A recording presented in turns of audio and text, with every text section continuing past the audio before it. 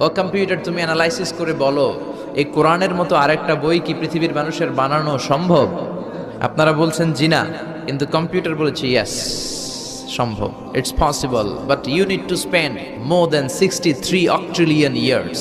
সম্ভব, কিন্তু পৃথিবীর সব মানুষদেরকে 63 অক্ট্রিলিয়ন বছর বেঁচে থাকা লাগবে আর চেষ্টা করা লাগবে। এটা শুনে বিজ্ঞানীরা তো মহা খুশি, হোক না অক্ট্রিলিয়ন আর ফক্ট্রিলিয়ন, পারাতে যাবে। অক্ট্রিলিয়ন হচ্ছে এমন একটা সংখ্যা যেটা পর্যন্ত পৌঁছা মানুষের পক্ষে অসম্ভব।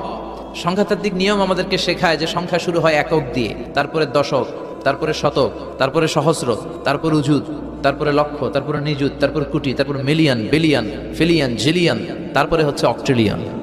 সর্বশেষ কম্পিউটারের স্ক্রিনে অ্যানালাইসিস শেষে, বিশ্লেষণ শেষে যে কথাটা এসেছে সেটা হচ্ছে it's quite impossible to create a book like Quran.